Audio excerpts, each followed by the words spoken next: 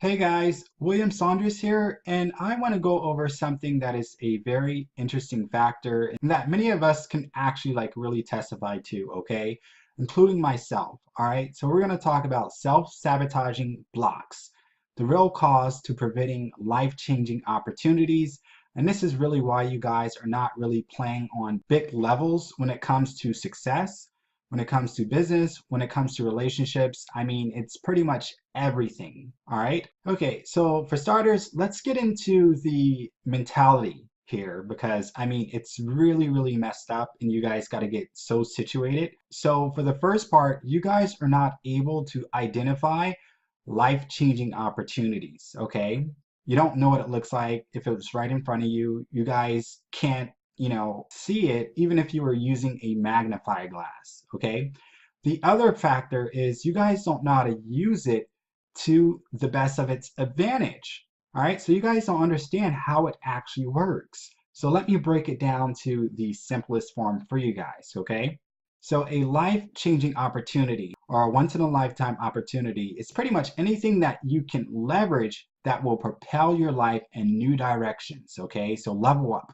Once again, this just doesn't have to be with finances.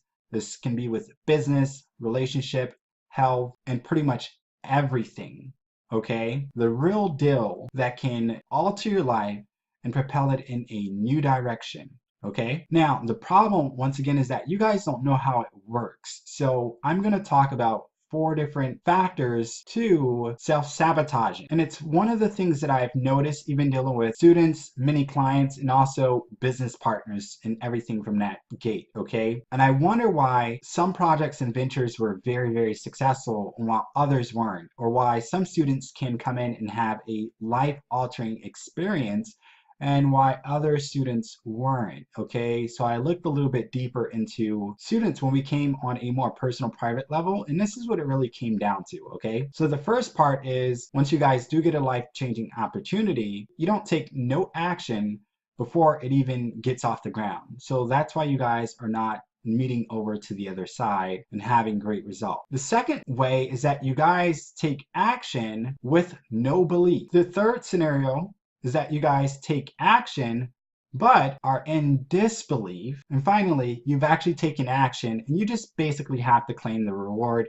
or prize. But that's not just the end of it, okay? Because you guys got to understand that there is going to be different circumstances and levels when it comes to claiming your reward, all right? Now I'll get a little bit more into that. So let's start with a very simple scenario, and it's one of the favorite ones that I actually like to use. Let's talk about a lottery ticket for a jackpot, okay? So everyone essentially knows or have an idea what a lottery ticket is, and they know that they can purchase it, and the jackpot prize would be a large amount of money, okay? So we can all agree that that would be life-changing, all right? So with that same scenario, the first person never purchased a ticket to begin with. So took no action purchasing a ticket. And that's why they did not get that life-changing reward from that life-changing opportunity, okay?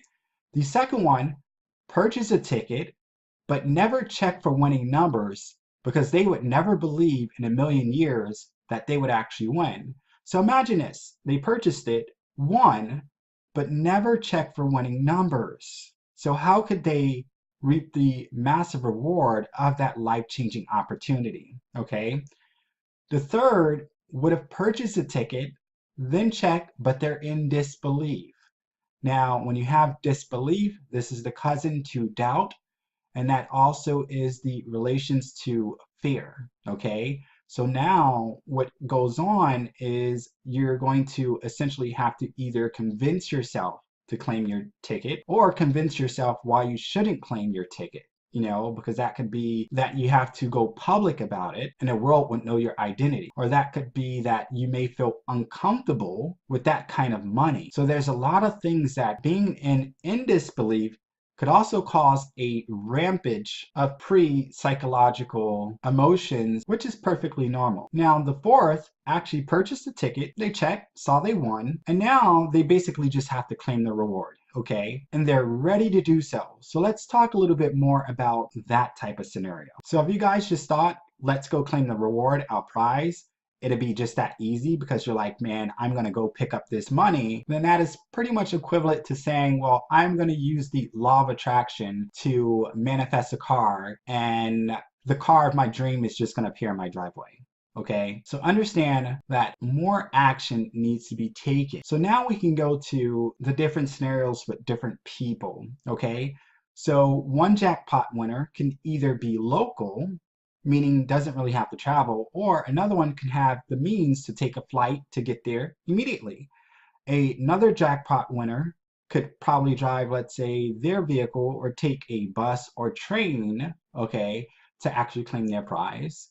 And you may have another jackpot winner who has no means of travel, but could borrow, let's say, some capital or pull a loan to some degree to kind of get situated in order to actually go ahead and claim that reward for that jackpot, right? And then you have the other last jackpot winner, right? It's not easy for them to travel. They can't borrow. They don't have credit. They can't pick up a phone and call anyone.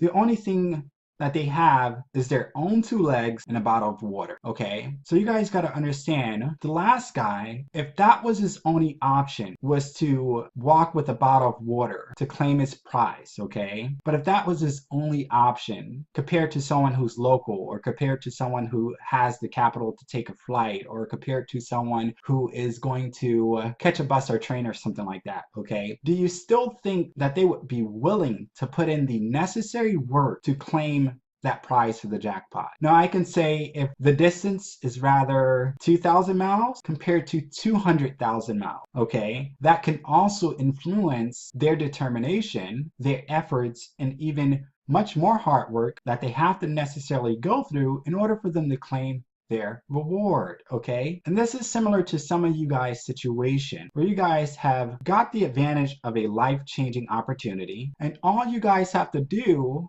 is put in the hard work to claim your reward. But since it's not local and you can't just take a flight, you guys are sitting on the sidelines because it's not easy for you to travel.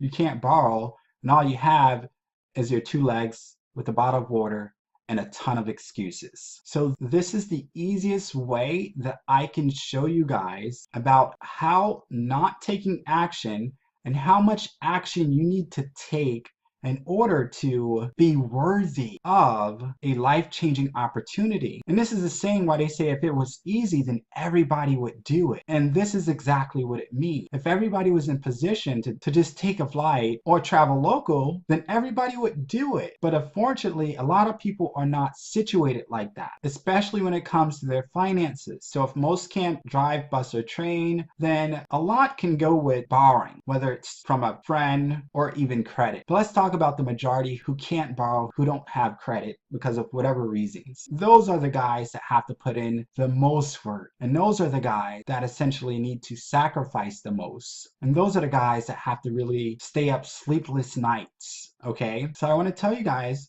that this is what self-sabotaging actually looks like, because you guys are not putting in the necessary work, or you guys started from one of the off legs, as I stated, action but no belief, action but in disbelief, or simply you just didn't take action at all. So there's levels to success, there's levels to life-changing opportunity, there's levels to self-sabotaging.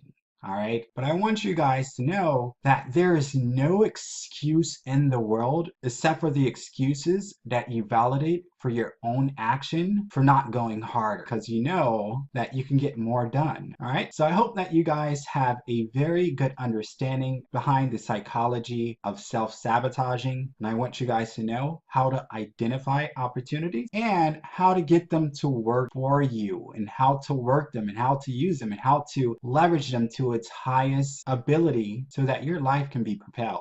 Okay, all right guys, so you guys know how to keep in touch with me. I'm on social media, and down below I'm going to leave our best life-changing opportunities that students and clients have actually been using to propel their life. Okay, and there is no excuse in today's age why you guys shouldn't be able to move forward with all of this digital technology and the ability to have access to individuals like myself. Okay, so I wish you guys much success, and as always, happy trading.